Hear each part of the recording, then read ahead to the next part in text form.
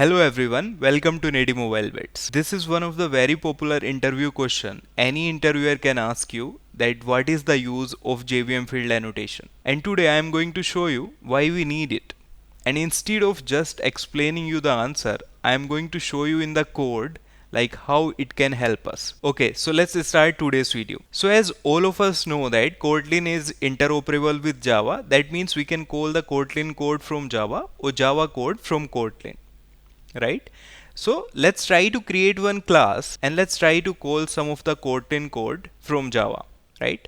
So let's say we have one data class and we can call it person, and let's say it has few field name, string, and some of the date of birth, right? So let's say this is some kind of date we have inside date of birth. Okay, we have created one Kotlin class. Now let's say we have one Kotlin playground file, right? So let's call it Kotlin examples.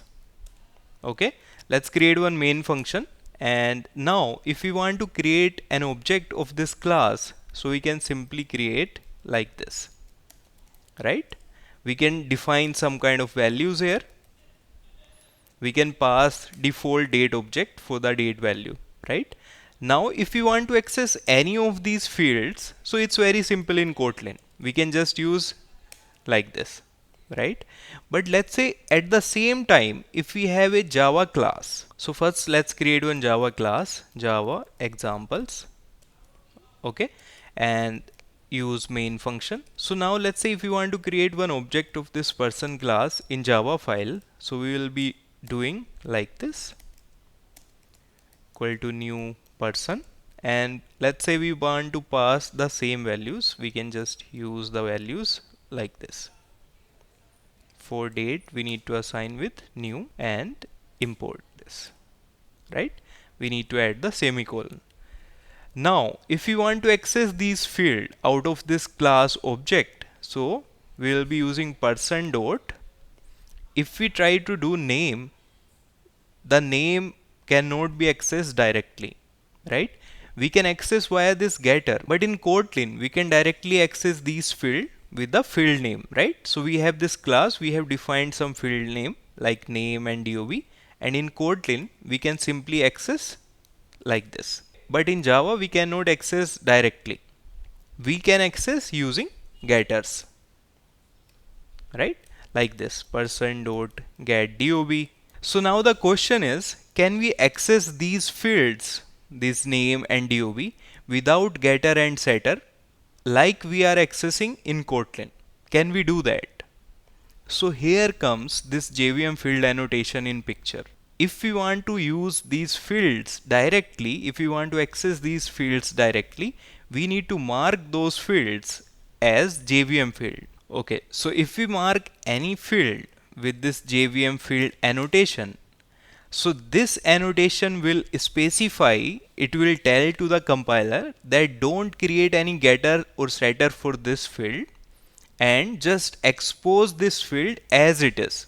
So by default, if we don't mark any field with this annotation, compiler will create one setter and getter for each field inside this class. But if we assign this field with JvmField annotation, compiler will be understanding this that we want this field directly.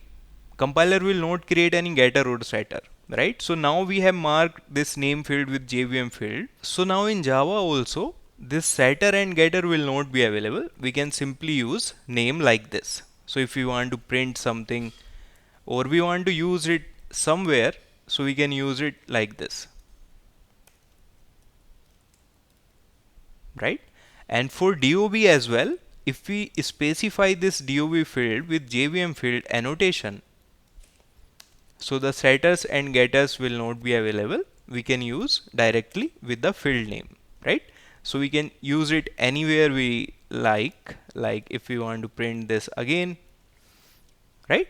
So this is the use of JvmField annotation, that if we don't want to create getters and setter for any given field inside any data class or any class, so we can specify those fields with the help of JvmField annotation, and compiler will allow us to Java classes to directly access that field with the object, right? So we have this person object, we can directly access name and DOB, right? So this is the use of JVM field. Okay, so that's it for today's video. I hope you enjoyed this video. If you find it helpful, please like, share and subscribe to my channel. I will see you tomorrow with another Android interview question and respective answer and explanation.